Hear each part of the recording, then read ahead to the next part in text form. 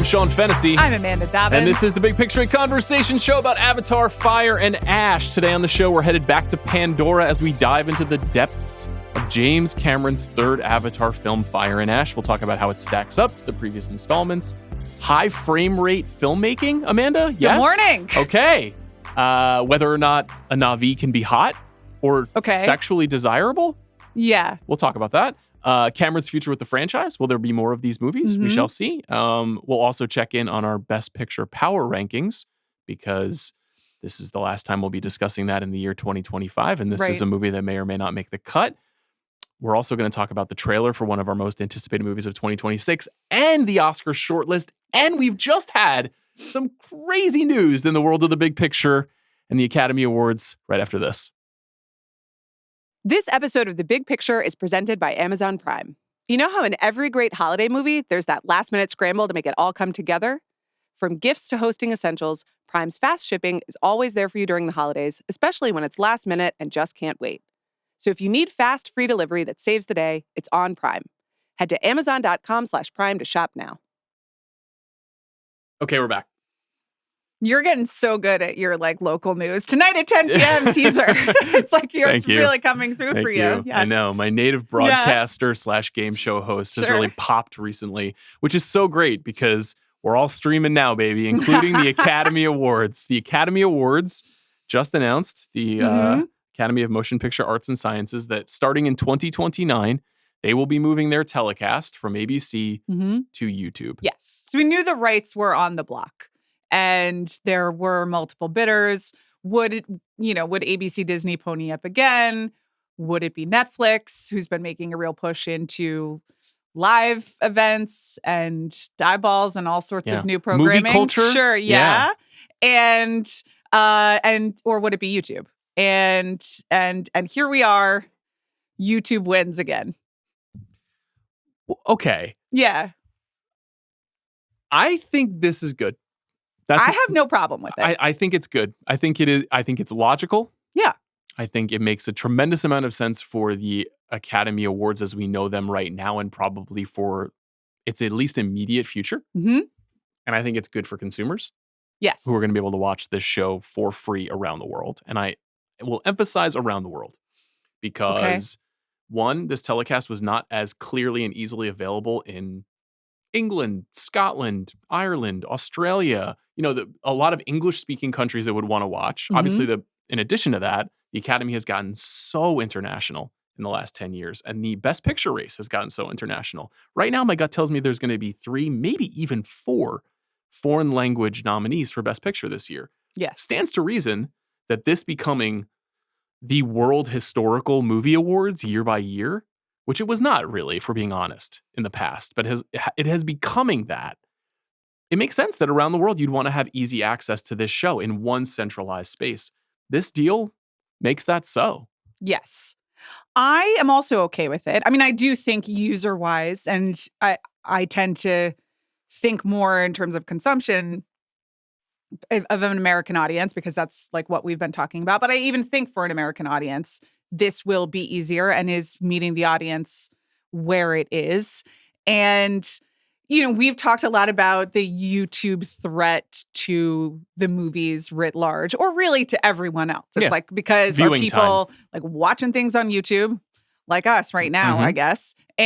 Or are they watching things on TV or in movie theaters? And I don't really care whether people are watching the Oscars on linear TV versus YouTube. And it's an interesting example of this is about movie culture. The Oscars are promoting movie culture, but it still was a TV show. So I don't think you're threatening the theatrical experience by putting the television show honoring movies that used to be watched on ABC on a place where more people can find it. I think it's actually an instance of making movie culture more available to people who might be interested in it. I think it also makes the Oscars as a brand a slightly more totalized streaming experience in ways that are good and bad. The good I'll cite here.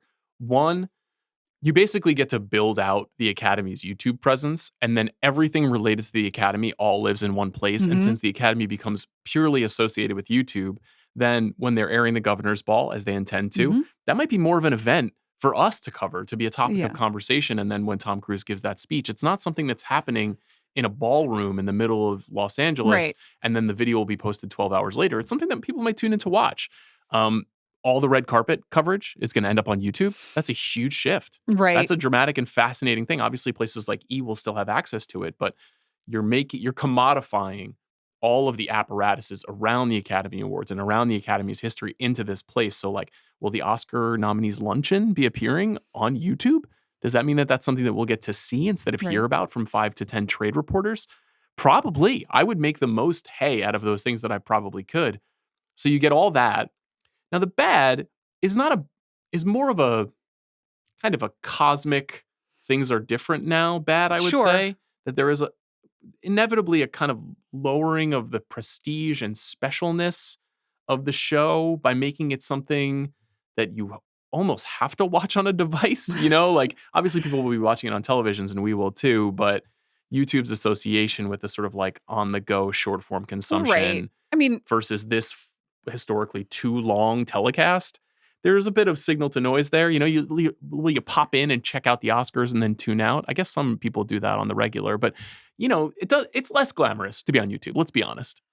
Yeah, right now, anyway, in 2025. But it's less glamorous to be on streaming. And what this is just a confirmation of it's as you said, it's a streaming duopoly. And like what's interesting in this, in addition to it being on YouTube, is that Netflix didn't get it. And that was like my first thought when I saw this. What do you think that means? Since they're spending so much money right now, they have the Actors Awards, right? The Actors Awards. I'm sorry. It'll never not be funny to me. And it's going to take a while for that one to sink in. I did remember it, thankfully.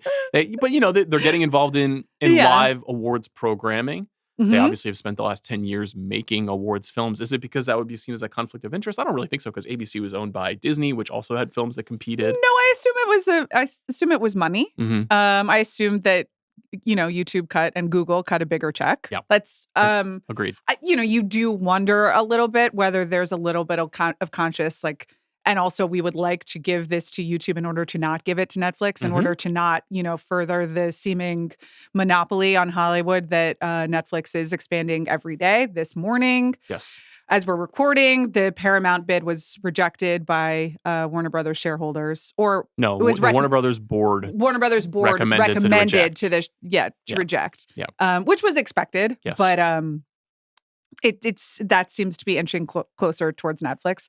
So who will know? Who ever know if there was a little bit of lean towards one offer or another? But I certainly thought of that. It does feel like the streaming wars are boiling down to a death struggle between YouTube and Netflix. Obviously, there are plenty of other places that are going to draw eyeballs. Disney Plus is not going anywhere in the world or in my home. But these are really the two big competitors. And, obviously Instagram and TikTok have something to say about that too. But those are two platforms that are not in pursuit of things like the Academy Awards. Exactly. And so they are short form. Exactly. And in terms of longer, please actually watch this for more than 5 minutes. Yes.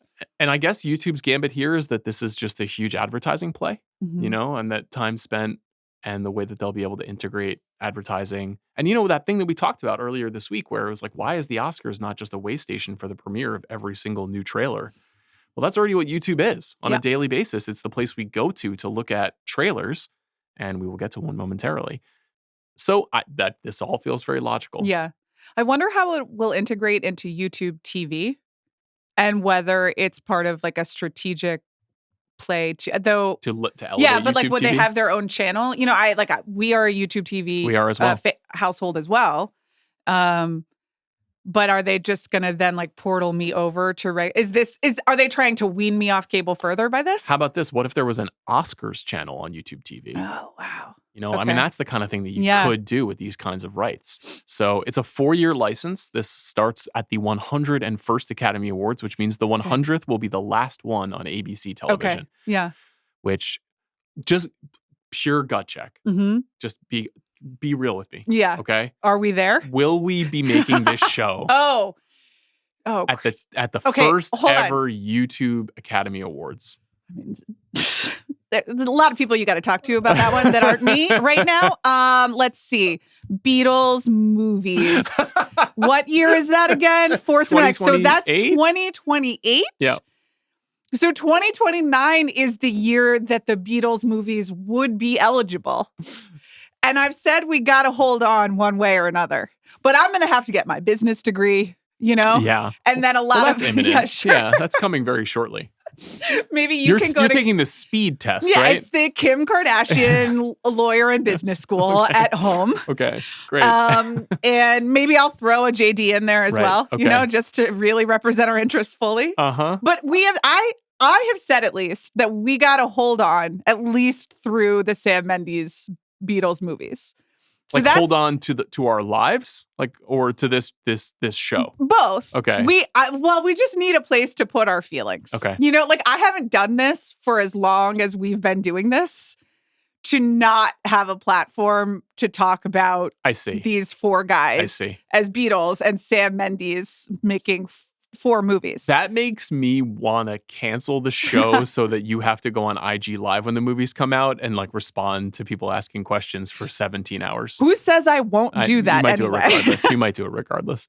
But anyway, that's April 7th, 2028, and they would be eligible for the first YouTube Oscars. I mean, those hosted by Joseph Quinn. That means those movies are going to be out less than a month after the 100th Academy Awards. Okay. And in honor of that, I'll be watching all 100 telecasts consecutively. And I'm really excited about that. And I'll be streaming it on Twitch. Any other thoughts on this? I mean, this is just tectonic news. It is huge news. The earth under our feet is moving. Are you surprised? No. When you calm down, it's incredibly logical. Yeah, I think I wasn't surprised. I was like, oh, they got it. Yeah. It's a little bit of it's YouTube flexing and being like, yes, we are in fact YouTube, and you guys have all been in a panic about all your other little stuff and where your movies are going to go, and then here we are. I genuinely like that it is broadcast by a company that is not actually making movies. I think there is something coherent about that, and that's really never been the case. So, anyway, I think it's a good thing. Yeah. All right. I mentioned trailers. Yes. We were trying to figure out last week with Joanna the name of the Steven Spielberg film. Was it Disclosure? And was it a remake of the Michael Crichton adaptation from the 1990s about sexual harassment in the workplace? Was it Disclosure Day? It was, in fact, Disclosure Day. Yes. Trailer hit. This is, in fact, some kind of alien invasion thriller starring Emily Blunt and Josh O'Connor. What did you think of the trailer? Josh O'Connor forever. Put him at number 3. I enjoyed his SNL hosting. Oh, I didn't see any of that. I just watched some clips. It was just mostly him in sweaters or giggling, Okay. It's nice. Just a big fan. Speaking of sweaters, I'm really sorry, but is this Come to Garcon sweater new? Actually quite old. I just remembered I have it. Okay, yeah. But it's new in the rotation, right? I clocked it when you were talking about the future of Hollywood, and I was like, "Excuse me, Sean, did we go shopping without me?" Okay, thank you. We've never been shopping together.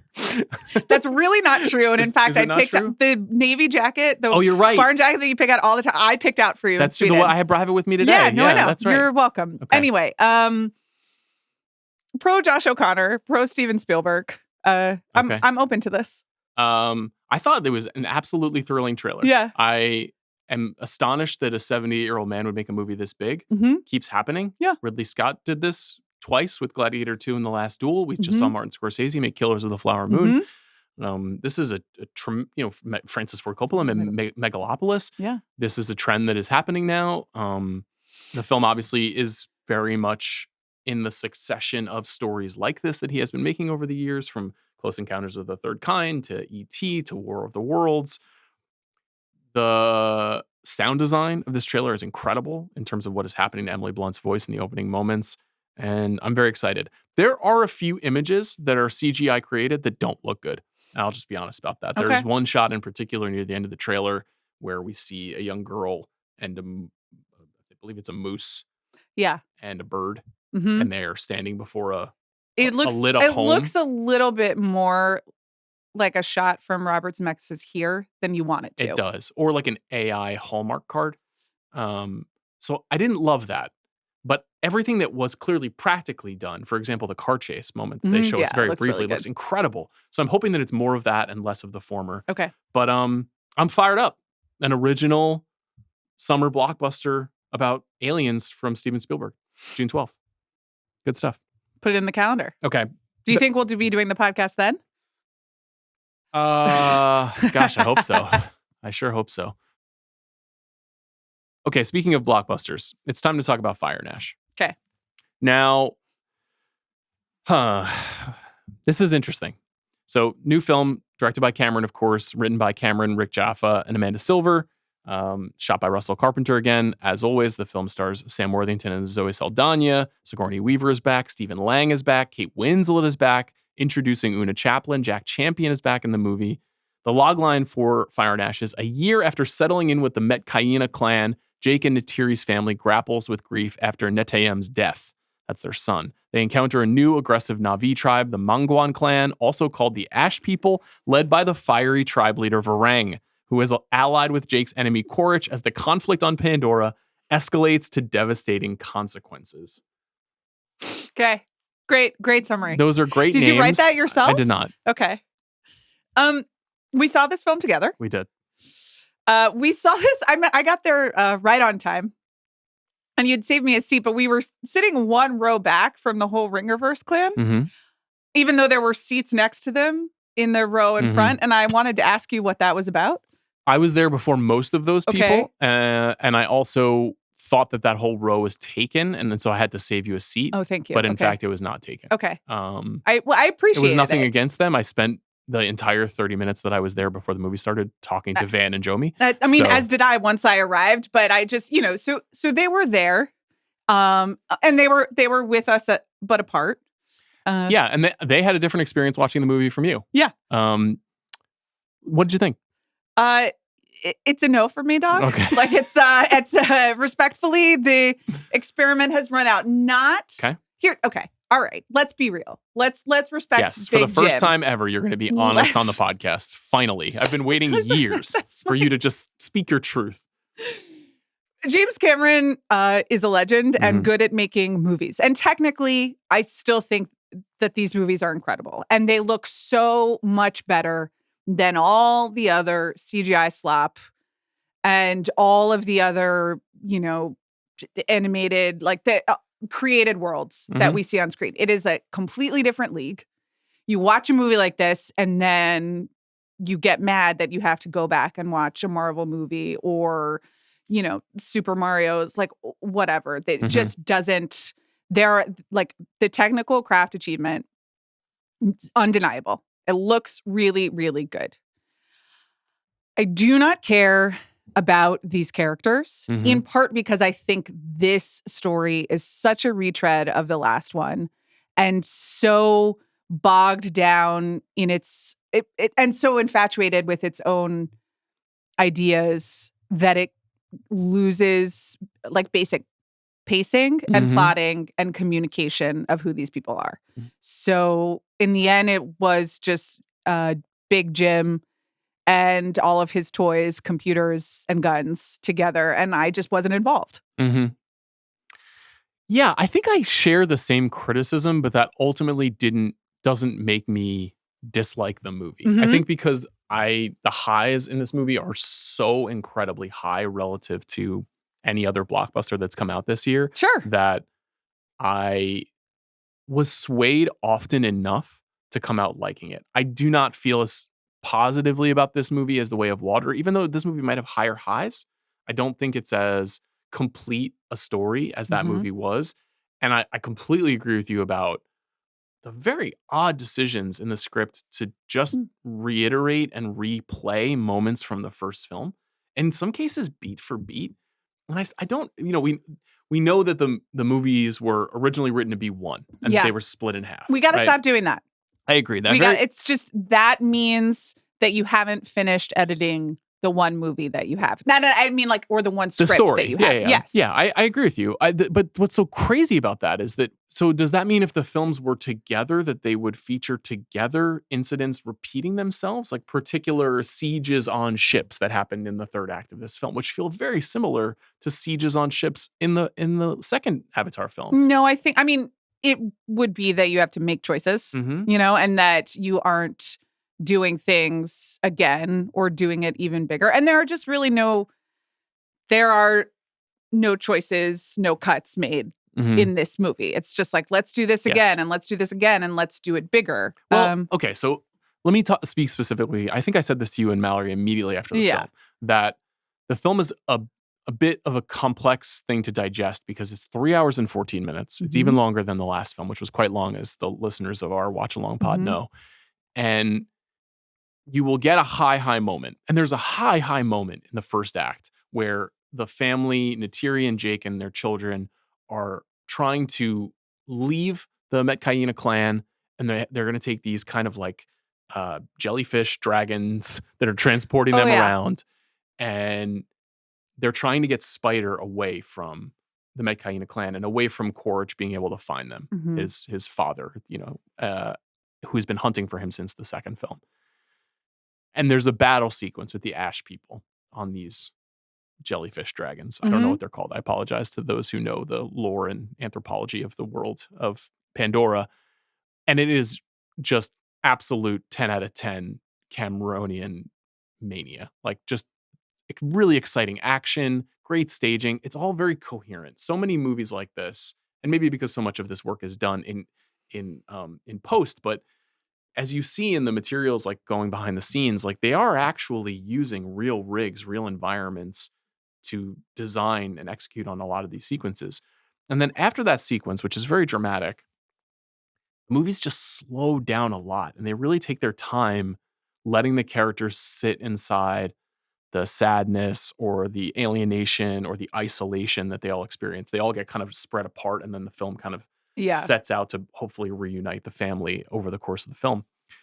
But he is really comfortable sitting in that anguish, and the movie slows down a lot, multiple times, and it just kind of messes with the pacing. It's just draggy. And there are also some logistical issues. I don't know where everyone is once they're all separated. And I personally don't remember who all of the characters are with enough detail in order to, you're figuring it out as you go along, but you separate all these people. Because you're Na'vi racist. Yeah. You think they all look the same. That's so true. For $1 million, our friend Michael Lasker sent us a tweet that was like, for $1 million, can you name 3 of these people? And you did, but it took you a little while. I was just busy. I wasn't able to respond to that quickly.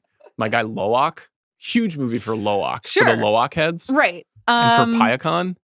Redemption, whale. I guess. Yeah. Though I honestly don't remember. Are they redeemed in the end? This is the thing. I don't remember what happens. I watched this movie, and because like they're all separated and we saw it 2 weeks ago. Well, but they're also there's not a lot of development. They all get put in different places.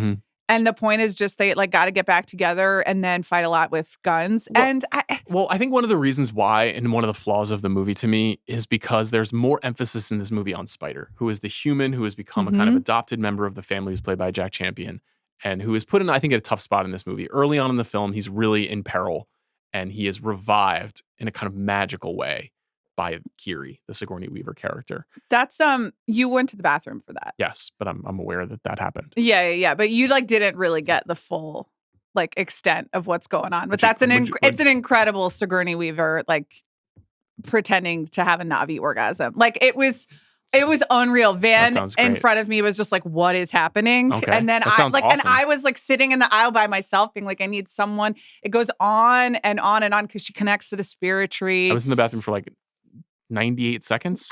But experientially, it goes on for a while. And there's like a lot of swaying and you're like, what's wrong with a happening? Prolonged orgasm? Just out of curiosity. No, I think that's great. I would remind you that Kiri is like a teenager and it is Sigourney Weaver Yeah, but playing Na'vi years, like how does that work developmentally? I'm we don't not know. going to insert myself into that. Sigourney Weaver, she's a 70-year-old woman. Like, it's okay. Right. I know that's true. And I'm glad, life goes on and women, women experience new pleasure. sexual health at all ages. That's exactly and that's right. really, really important, I'm not done talking about Na'vi sex, just for the record, on this episode. I've got a lot more on this. We've made movement on perimenopause and menopause, but it's just there's a world and a life beyond. I'm getting ready to talk about Varang. Just wait for that. Yeah, we will. We'll talk about it. It's really long, and this is another thing. I don't understand the rules of the spirit tree. I don't feel that the logic and world of Pandora are effectively communicated Cinema to me. Sins Dobbins, concerned about the logic of Pandora. I turned to you at the beginning of this movie. Yep. What did I ask you?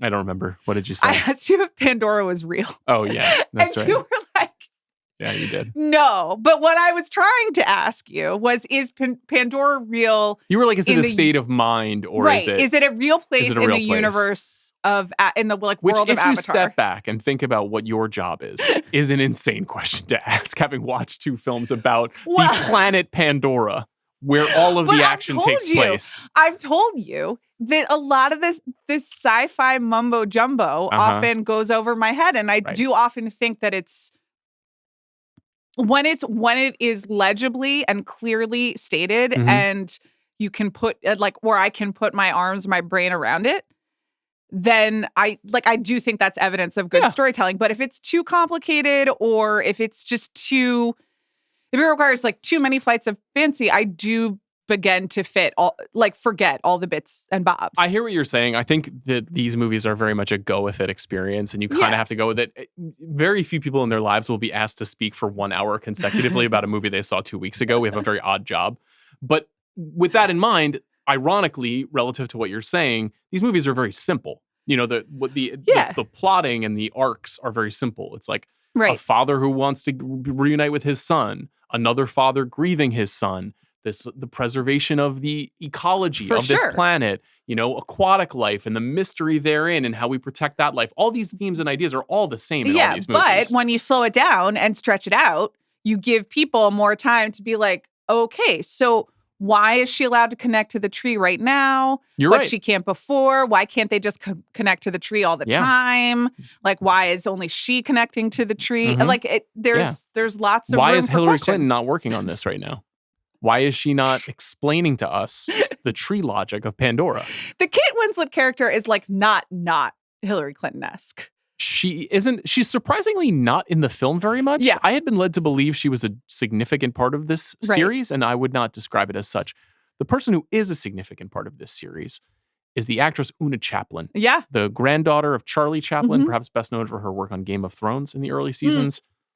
I figured out what I knew her from, which was I spent another 10 minutes being like, what's she in? What's she in? Okay. But at a respectful volume. We were in the back of the theater. And you didn't know. She was the wife on The Hour. Oh, that's right. Yeah. Yes, the Dominic West series. Yes. Yeah, great show. And Romola Garai. Yeah. Great. She's a great actress, and she does something that I think really, truly only Zoe Saldana has been able to do, which is to become real in a way, to actually convey a kind of personality through the Na'vi. I think Sigourney Weaver does good work. Sam Worthington does good work in these movies. Stephen Lang does good work. But Varang, who is the leader of the Ash people tribe, who, for sort of I guess, classically domineering survivalist reasons, wants to be the only surviving Na'vi tribe. Attacks all of its, I guess, genealogical competitors. And so they are at this kind of war. Well, didn't they get burned out of their home? And so now they need other homes? Yes. Right. But But it was sort of the way in which they pursue that is Prometheus a little hazy. Type, the fire, we discovered the fire, but then it ruined us. And I was like, I'm not really sure what you're trying to say here. Yes. And then, then they've just become... They're in pursuit of violent conflict. Yes. Yeah. And they're trying to take over as much of Pandora as they possibly can, even though they're a relatively small tribe based on what we see. Nevertheless, they become the big bads of the movie, or at least the first half of the movie. And Varang, she's very sexy. I don't know what to say. She's a very alluring, hips forward Na'vi. A little skinny. All the they're Na'vi, all a little skinny. Like, where are the fat Na'vi? That's a really good question. They don't exist, and like the body image in Avatar is not what one would want. That's interesting. I hadn't thought about that. It's not good. We're back to there must be someone quote unquote heroin chic. There aren't, but someone in Pandora who just like eats too many Cheez-Its. You know, they who's just don't have Cheez-Its because they're in touch with the natural world, and also Jim Cameron is a vegan, and so he's against processed foods. That's right. That's right. Well, nevertheless, Varang, she's got it like that. And Quaritch notices. Yeah. And Quaritch, who is, in pursuit of Spider and Jake Sully, and he wants to capture Jake, his mortal enemy, and bring his son home. He falls in with Varang. And there's an incredible sequence in this movie. Oh, this part's really good. Where she tempts him into a tent, and he thinks he's in the power position. And then she gets him to snort what I guess is Na'vi PCP. Yes. And he begins hallucinating. And then in his hallucination, the film turns into this psychedelic seduction. Mm-hmm. And it was very cool. It's a great moment in the movie. I thought it was very funny. Yeah. I was entertained. It's very amusing. And it is very much like James Cameron, child of the 60s.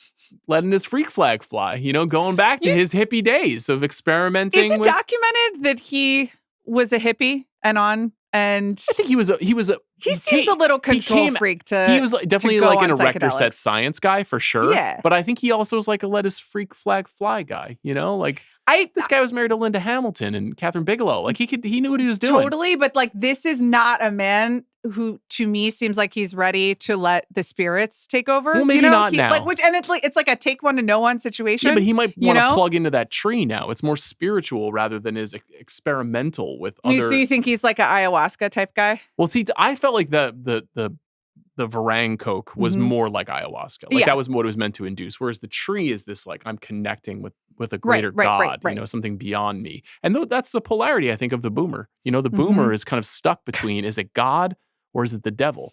And these are the two representations. This film is incredibly deep as an exploration of stuff I was just Jim shaking Cameron's my head into. at boomers. It's just that's not where I want to be. They won't let go. They really won't. They will not let go. It's just very boring. Yeah, that was a good scene. It's like there are amusing parts of it, but I think we've made it 75 minutes into the movie? Yeah, and that's the thing is that Varang is extremely hostile and intense, and she's a great villain.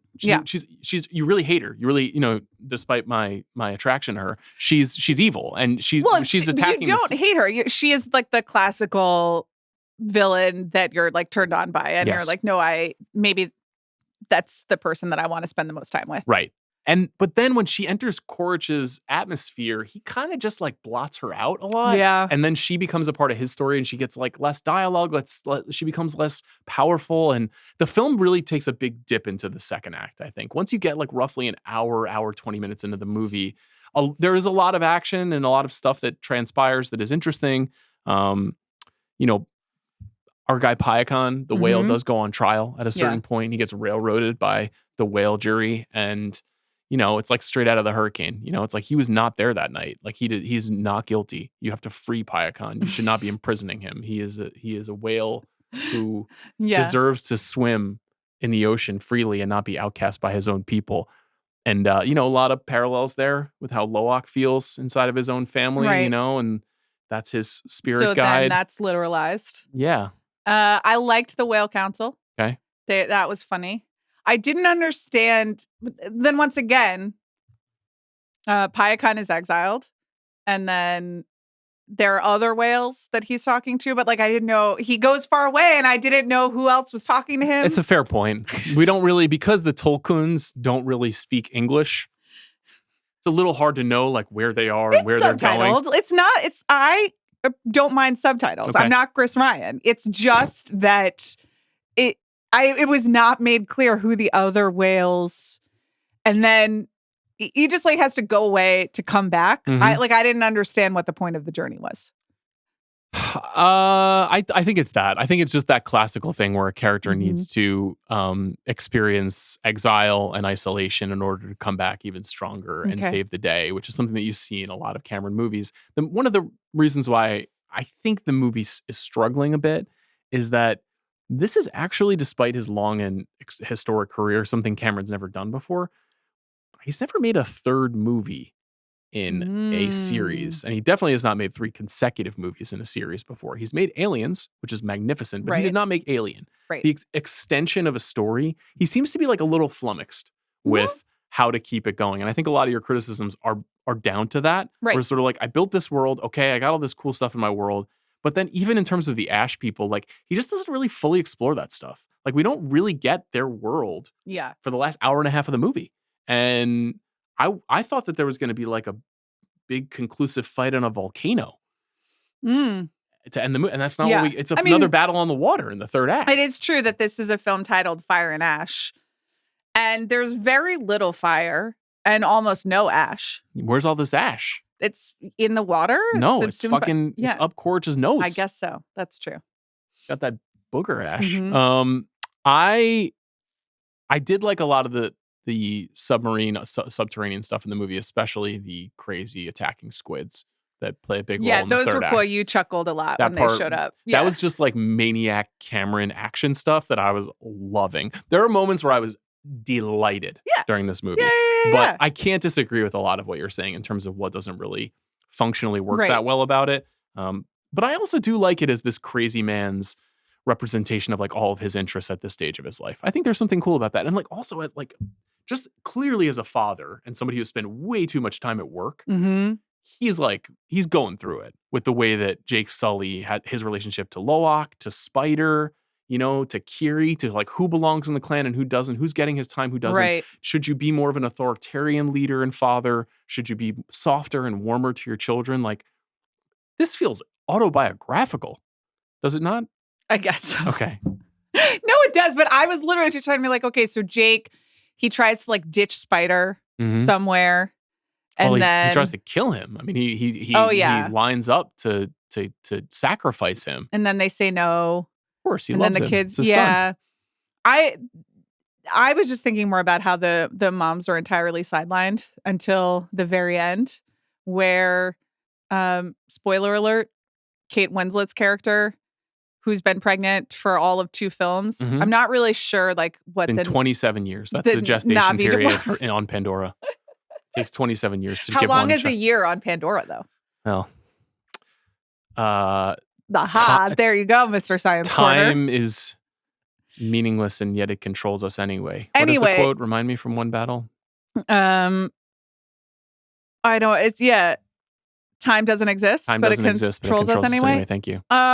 So she has a classic, you know, I'm dying, but I got to give life to this baby first because that's like what true mamas do moment. And then Natiri, who has been nowhere for the whole movie, which sucks, shows up and is like, okay, I will, you know, preside over this most like holy act of woman warriorhood, which is you pushing out a baby, which like true or whatever. And then Kate Winslet out, which is disappointing.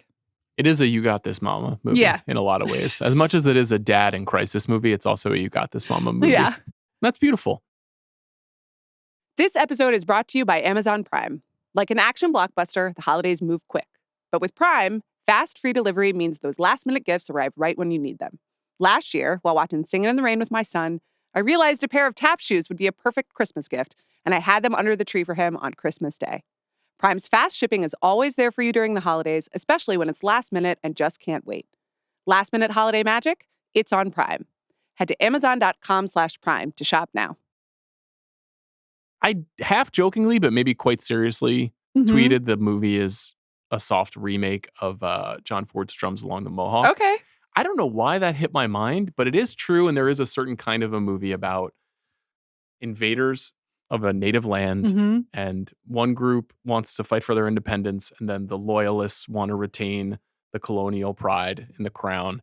And in that movie on the New York frontier, the loyalists conscript the Native American people on that land to fight alongside them against the revolutionaries.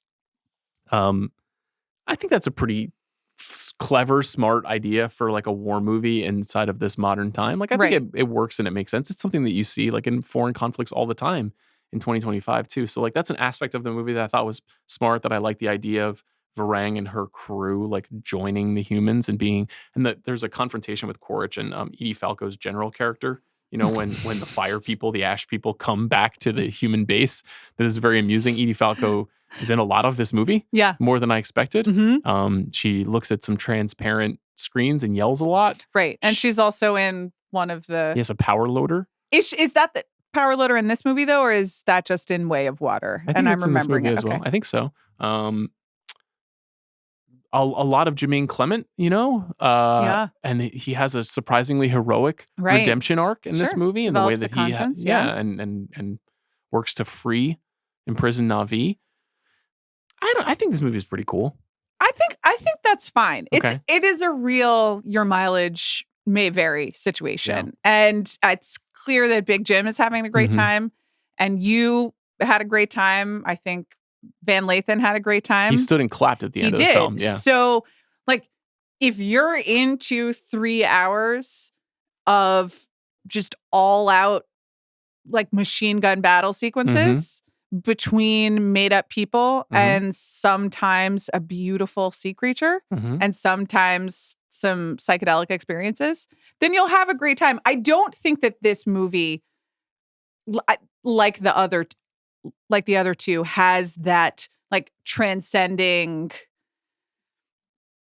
genre, like, you know, transcending I'm going to the movies to have a good time thing. That the first Avatar and the second, and even Way of Water, it's something you've never really seen before, which you have in this movie. And there is something like experiential, where this is more like, oh, look, he did a funny thing and he decided to do this other funny thing. And so it's not transformative in the way the other two are. I can't disagree with you. Yeah. It's only been 3 years since The Way of Water, and there's not a lot that isn't particularly new here. So you have to really enjoy these movies, and I think, to cool enjoy this if you movie. do. Yeah. Yeah. Do you think that there will be a fourth and fifth? Well, how much, just ballpark, how much money do you think this will make? I mean, I guess we know it's going to crack $1 billion internationally, worldwide, just because of how things work. But the last one made over 2.34 billion. Okay. I guess 1.8. Okay. I feel like it's going to be lower than that. You do? I wow. do. Okay. Because of all of the things that you're citing. And I don't know if you'll get as many repeat viewings because it is very long. I don't remember what the Christmas competition was in 2022. I guess we could look that up. There are not. This is the big fish for sure this weekend. But there are a lot of movies coming out in the next week or so. Marty Supreme, The Housemaid. I just saw Song Blue and I've added it to the calendar. I'll be interviewing the director because I really liked it. You know, there's a bunch of stuff coming out over the course of the next week or so that will be chipping into this, at least domestically, over that time. So I'm curious. I'm going to say 1.6. Okay. And then 1.6, would that be a failure? I don't really know. I'm not really sure how to think about it. I would be surprised if Cameron, who's 71, came back for 4 and 5. Right. He's already taking on other things. He's been talking a lot about the Ghost of Hiroshima. He co-directed a movie with Billie Eilish, which I've seen a lot of trailers for while getting my nails done. Nice. And Will you watch that? Yeah. Okay, great. I mean, there's footage in the trailer of James Cameron and Billie Eilish interacting, and I like, sure, sign me up. Yeah. Why not? But it would seem that he's interested in things outside of the Na'vi right now. I want to talk about whether or not this film is going to get nominated for Best Picture. Okay. But I think we should talk about the shortlist first. Well, sure, because the shortlists, you know, do shed some light. They do. And Avatar Fire and Ash did get shortlisted, I believe, in 4 categories. So it's not as though it was not represented. But, you know, we're recording this on a Wednesday. So yesterday, the shortlists were announced in 12 categories. This is the first year for the Best Casting Academy Award, which is really exciting. I think it might be worthwhile to spend 20 or 30 minutes in February breaking this down, really, this category and what makes sense about it. But just high level, Sinners and Wicked for Good both were shortlisted 8 times. Right. This is not necessarily a signpost that these movies are going to dominate, but it doesn't hurt to be shortlisted in all these categories. Frankenstein got 6 shortlistings. Also not really surprising. The surprising one was Surratt. Yeah. Surratt was shortlisted 5 times. Now, Surratt, which I think I saw in August. Have you seen it yet? No, not yet. Okay, so you haven't seen it yet. I mean, it sounds like we should. No, we're going to do it. It's number 1 on my list. It was a very quick qualifying run. Okay. And so I hope they'll start making it more available. Yeah, I mean, it certainly seems like people in the Academy are watching it because it's shown up in a bunch of places here. A couple of other quick reflections before we get into the specific categories themselves. Jay Kelly not in casting or cinematography. It does feel like Jay Kelly is DOA right now. Agree. And now I'm nervous about Adam Sandler. You were very confident about that on the Adam Sandler Jay Kelly pod. And I just don't really think that it's going to happen. So you think it's that's such a Jacob Elordi and Paul Mescal? So it's for sure Benicio del Toro, Sean Penn, Stellan Skarsgård. I think Mescal's in. And it would probably have to be Elordi in that spot. Okay, that's annoying. Anyway, I thought Jacob Elordi was great, but Delroy Lindo, last minute. It's possible. Certainly possible. I think that we'll get into this when we get into Best Picture Power rankings. Interesting Sinners moment right now. Yes. Interesting Sinners moment. Okay. Couple of other things. Wake Up Dead Man and Just Score. So that's not a good sign for Wake Up Dead Man more broadly. Although it seems like people are really liking that movie, which is cool. Yeah. It seems to be very likable movie. It is. Once again, Josh O'Connor. He's a man. I would encourage people to listen to the Rian Johnson interview if they liked it. He's incredibly insightful. And if you liked it, I think he's really good at explaining why he made certain choices in the movie. So the arguably the biggest thing that's happening here is that it doesn't seem like Searchlight's going to have a movie in Best Picture. Yeah. So The Testament of Anne Lee got nothing. And I don't know if people... which is a bummer, but it is like I guess it's a polarizing movie. We all quite liked it. I said, I saw a tremendous number of Italian people walking out of it in Venice. A friend of ours texted me this week and was just like, I hated that. And it's just, and said, they just aren't my taste. I get that. Oh, which I get. You mean Mona and Brady? Yeah, I get that. But like, The Brutalist had like 8 nominations. Well, I mean, it was so... Sure. Well, one's about men and the other is about women. So it's not really surprising. But you're right about that. It is it's not the testament of Jim Lee. Yeah. It's the testament of Anne Lee. So Anne Lee, God, I hope Amanda Seyfried is nominated. She is extraordinary in that movie. I do too. I don't think that movie is really competing for Best Picture. We can talk about it. Rental Family is also not recognized here. Is This Thing On? Not recognized.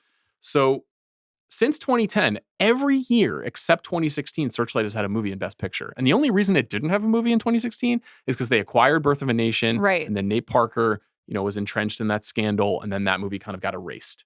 And that was a movie that coming out of Sundance, people were like, well, this is clearly a Best Picture contender. Yeah. So you were looking at an unbroken run of 16 years of Academy Award. And prior to that, they missed in 2009, but prior to that, they had a bunch going way back. So, I mean, Searchlight is as significant an Oscar player over the last 30 years as SPC, as Miramax, as all of those companies.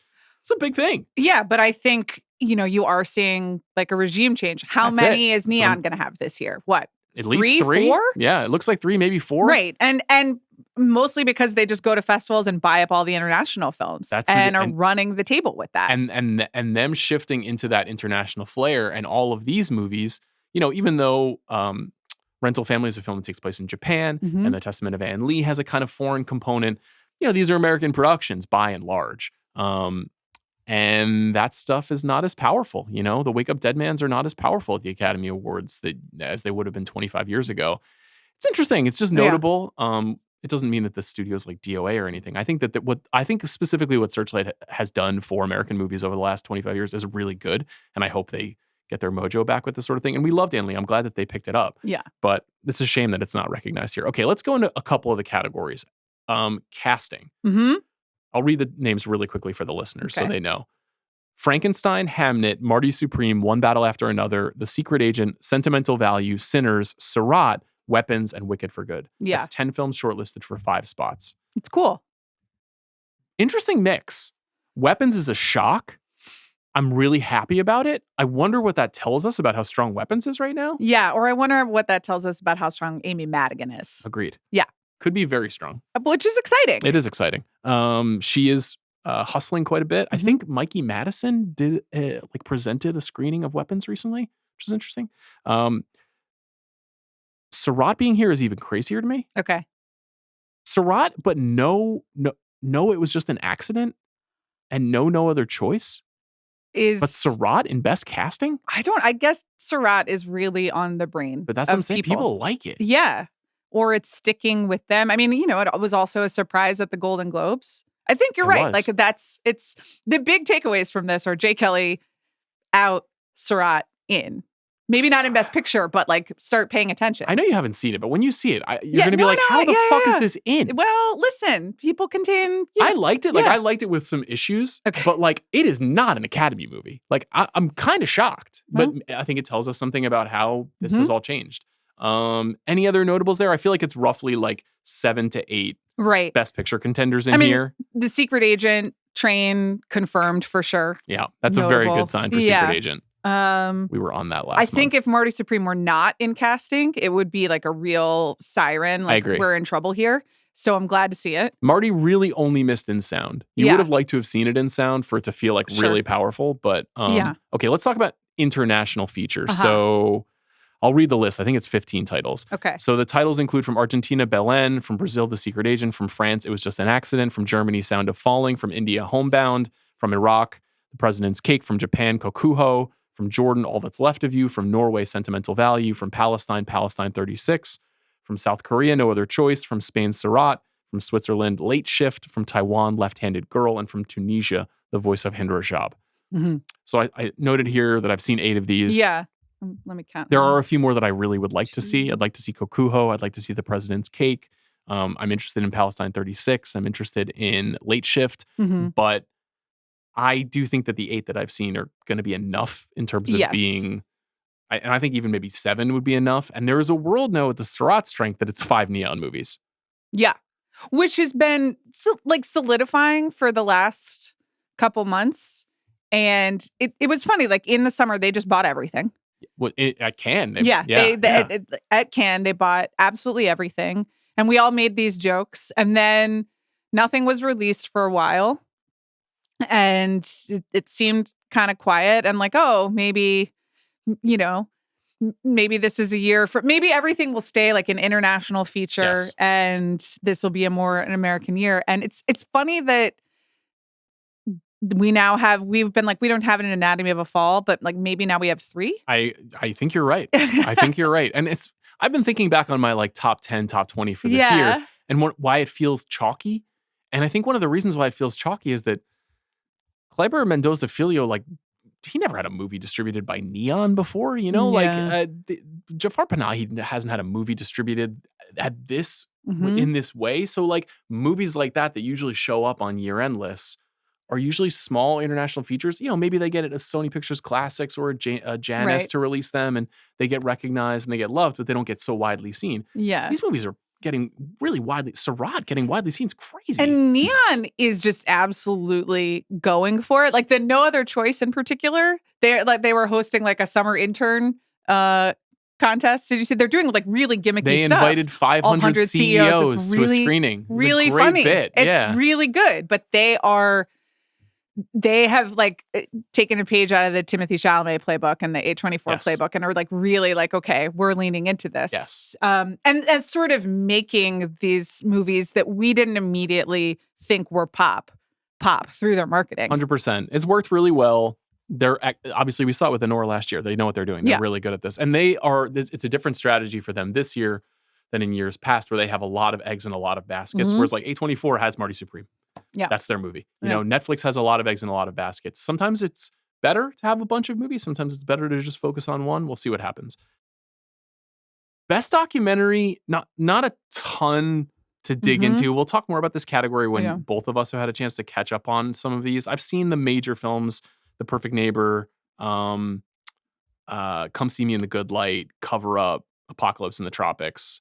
I think My Undesirable Friends Part 1 is the best film Okay. on this list. Maybe there with Cover Up and has won a couple of critics prizes already.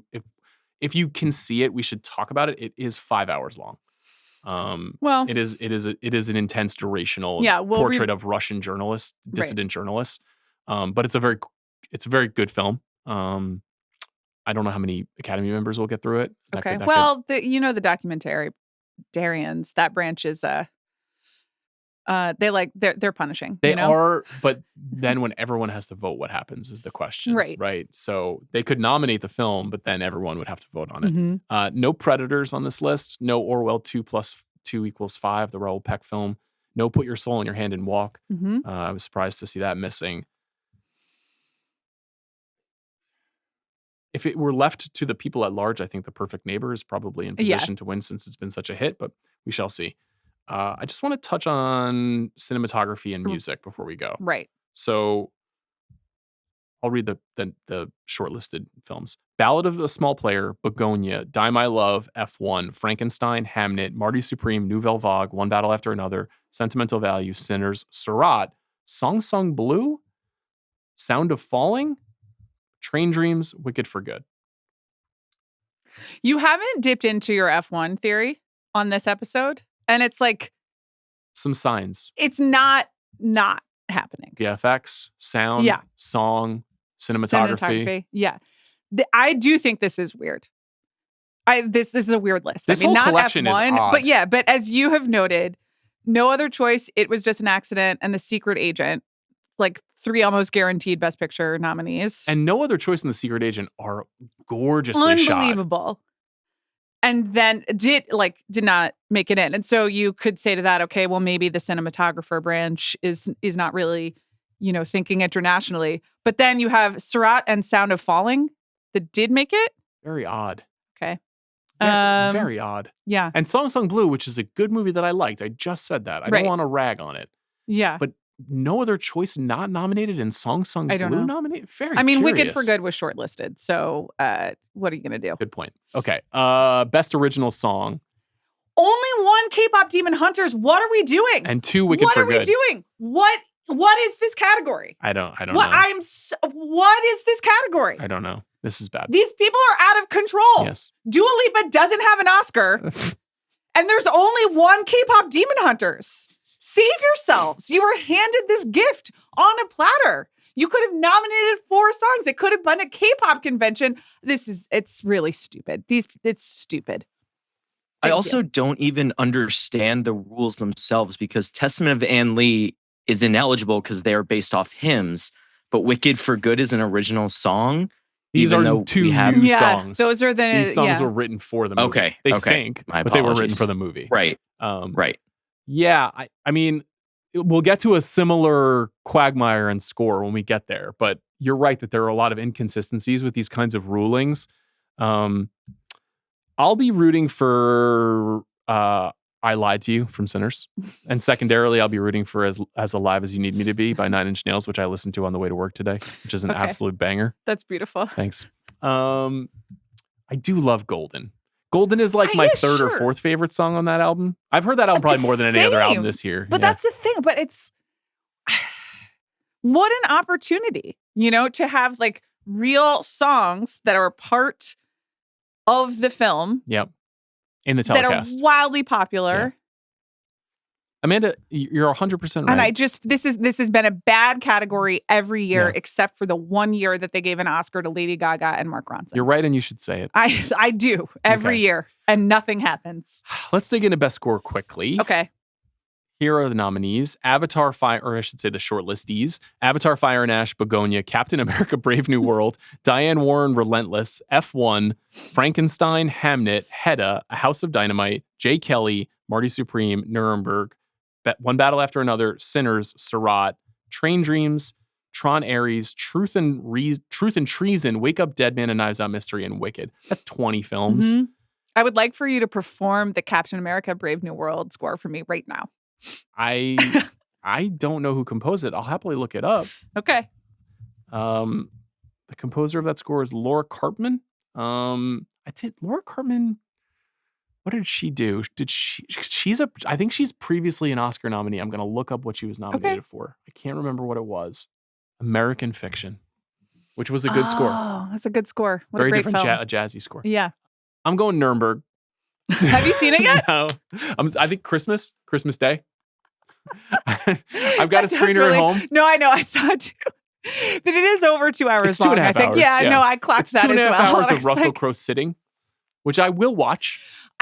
You really have to do the choral or the chorale. Oh yeah, screener the choral, yeah. needs to be up because I you know, really we don't have it yet. You got to do a Nuremberg the choral doubleheader. Yeah, the 78-year-old Sean saunters into the Angelica on a Tuesday at 2 p.m.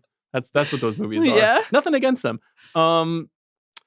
This is Sinners versus One Battle, I think. But to Jack's point, I think Hamnet being here and the idea of previously used music from Max Richter appearing in the film clearly didn't disqualify it. It is eligible to be nominated.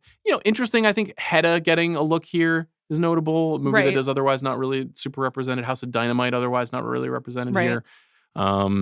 Wake Up Dead Man, we mentioned, otherwise not represented. So, some stuff here. Some warning signs, like this is always helpful, I think, for both of us to be like, all right, I got to watch this, and this now. Absolutely. That leads us to Best Picture Power Rankings. Okay. So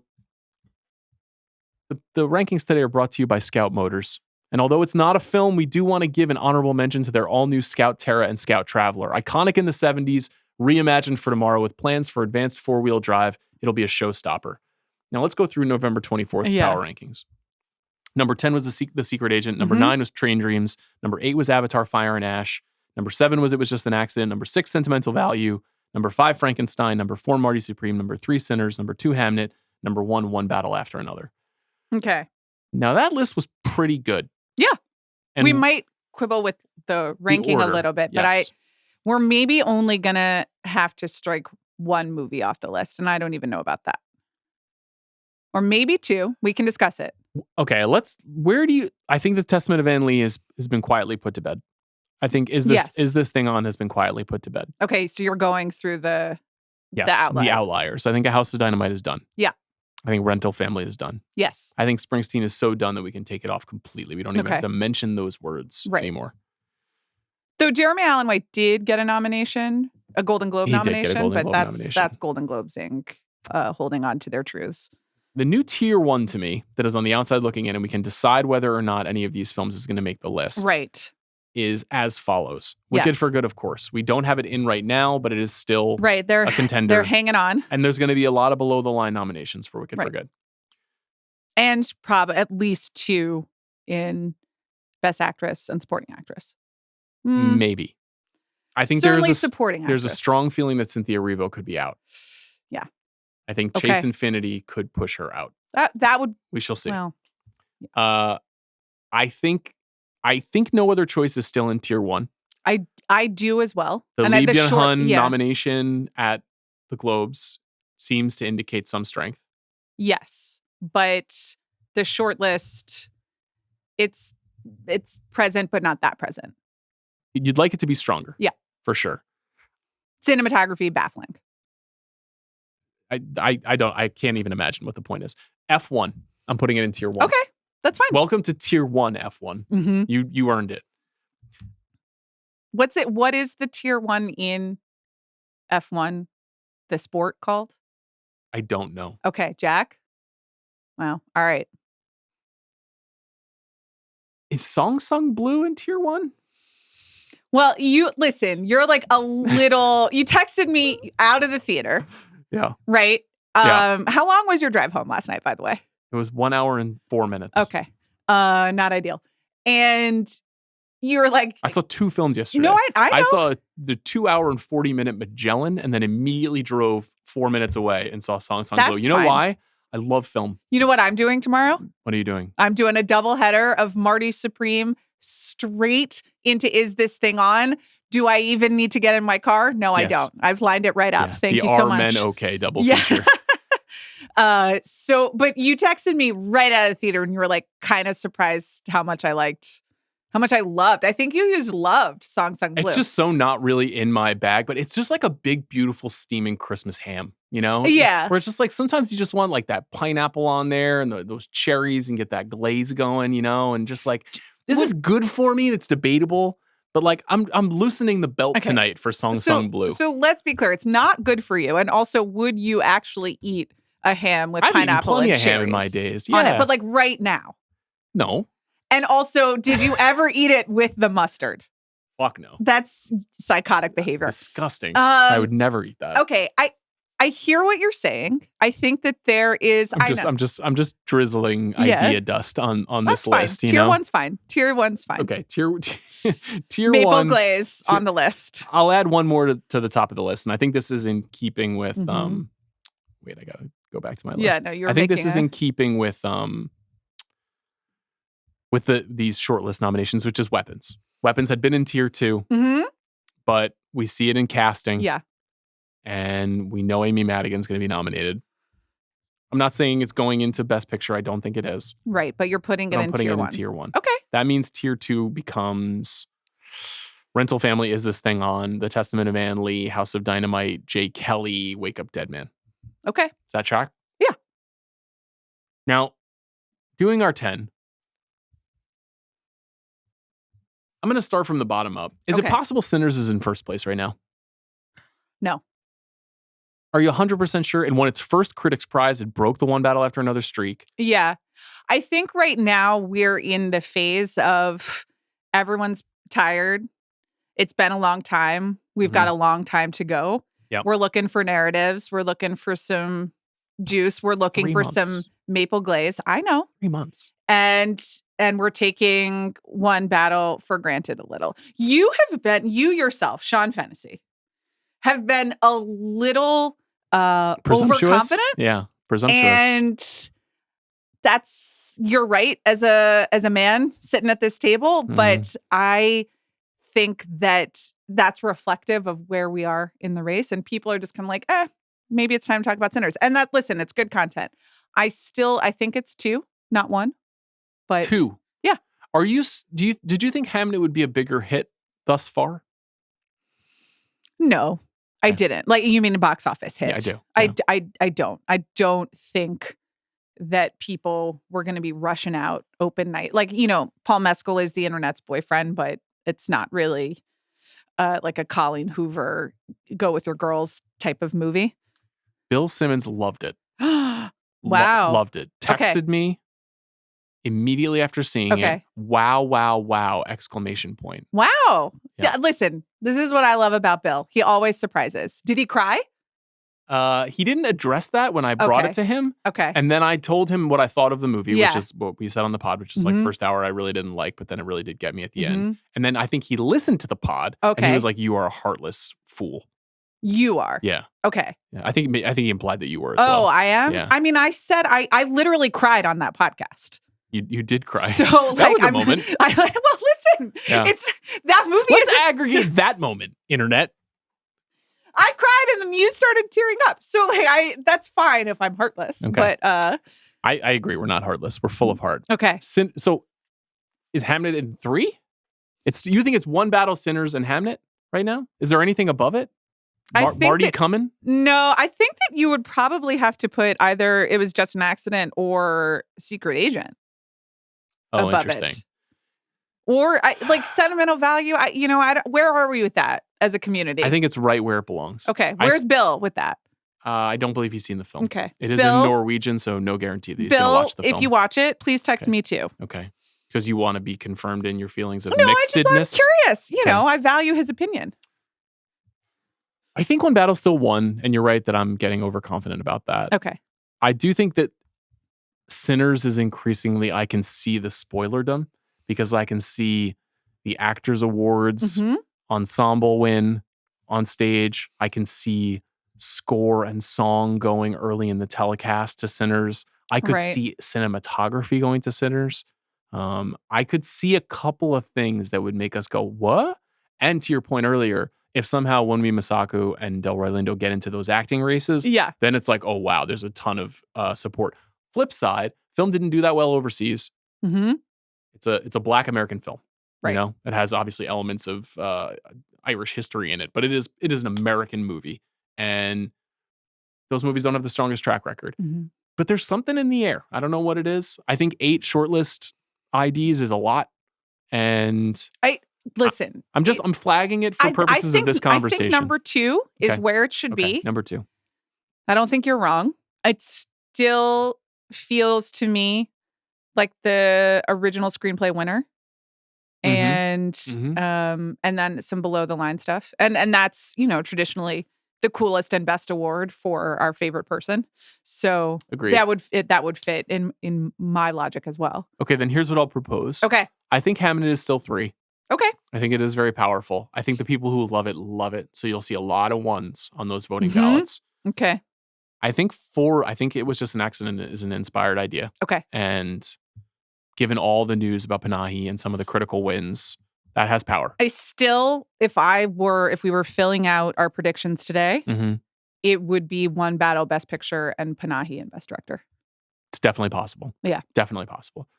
That would Which is not like a novel idea. Many people are circling around that. No, but a lot of people have been pointing out that the last 3 or 4 years, the Oscars have been going heavy for one movie instead of, spreading the wealth. So we'll see if One Battle is truly a juggernaut or not, or if Sinners is stronger than we think, then everything's on the table.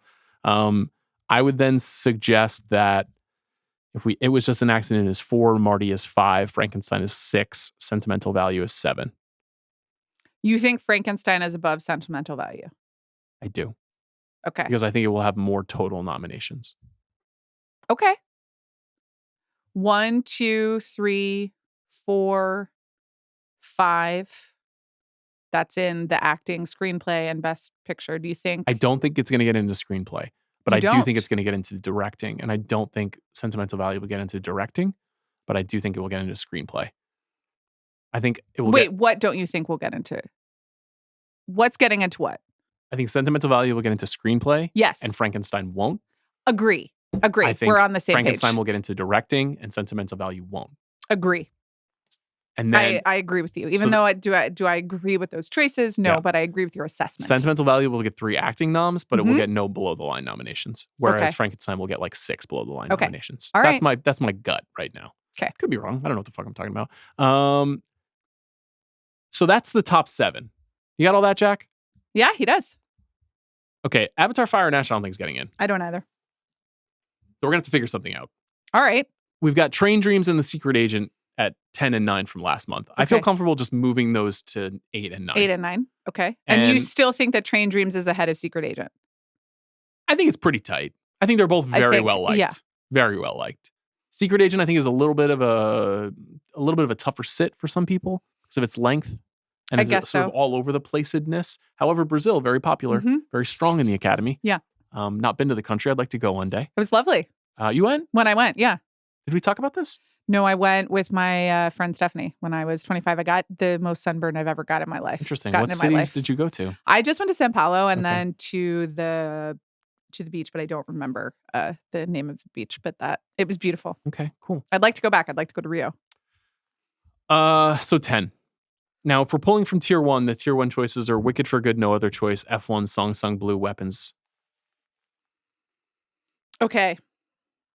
What's going on? Okay, so we forgot to mention one film. Yeah. Surat.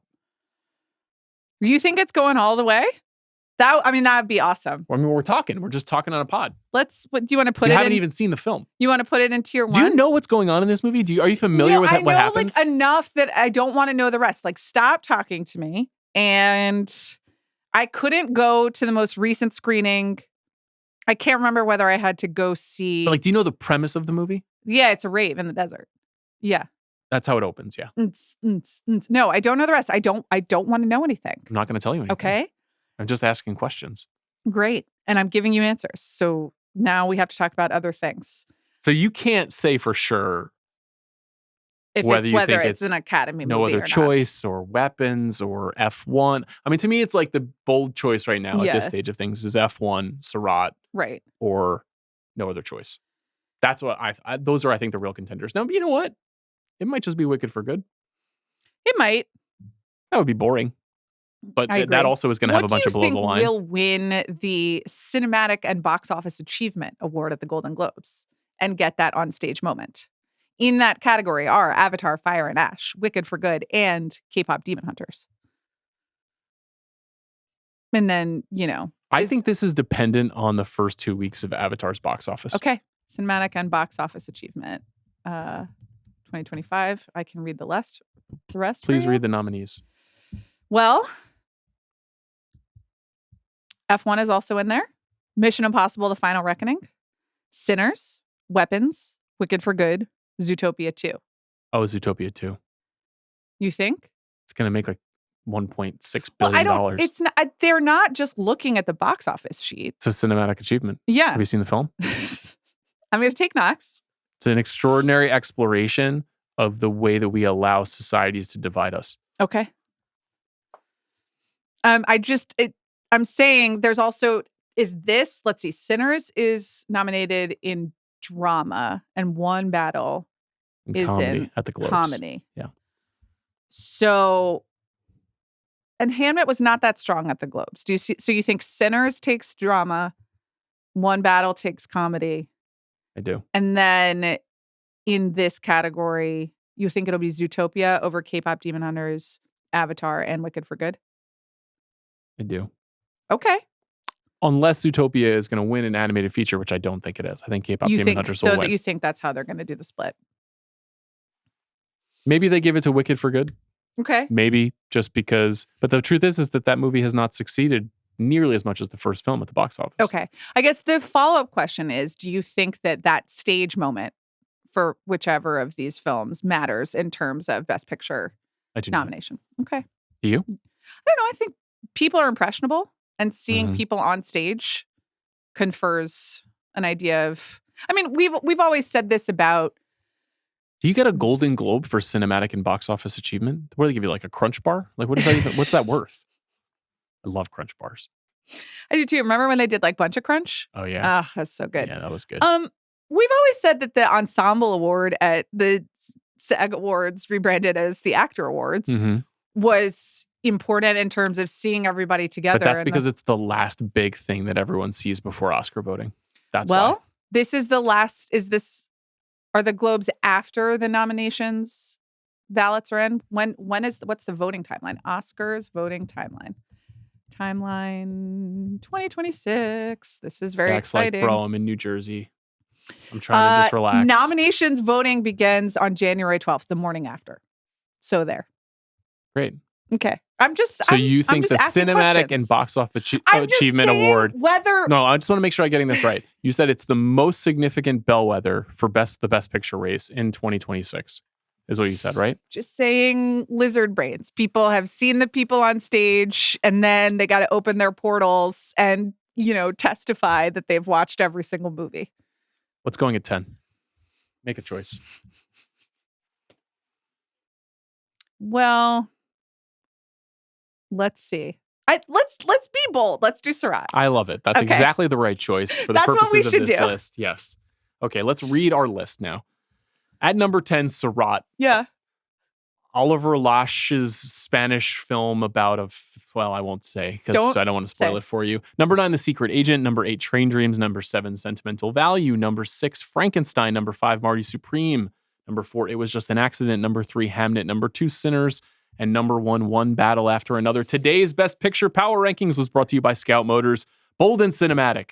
Just like these films, the all-new Scout Terra and Scout Traveler are planning to deliver that and more. Join the waitlist at scoutmotors.com. Concept vehicles not available for sale. Features and performance specifications are preliminary and subject to change. Joining the waitlist does not guarantee purchase. Visit scoutmotors.com for details.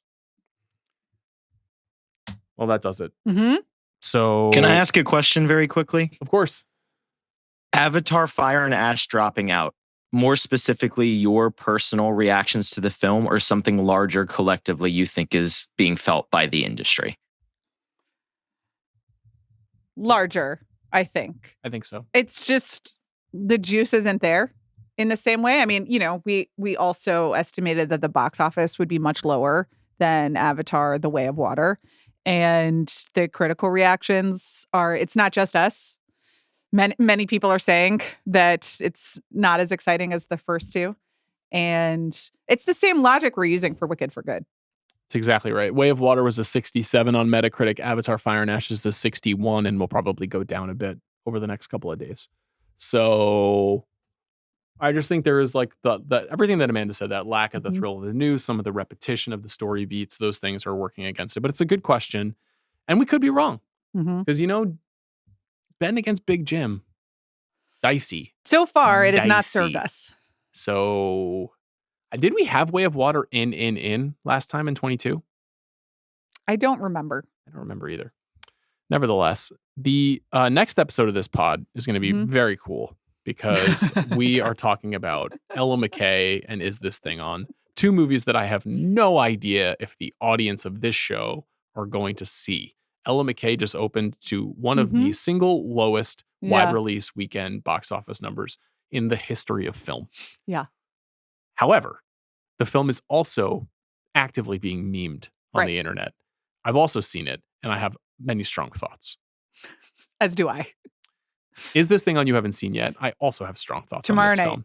So it's going to be real coming on hot. It's also, we're at that time of year where it's crunch time. It's crunch time for the movies. It's crunch time for you and me. And this has the prime Friday afternoon before Christmas, second recording of the day spot.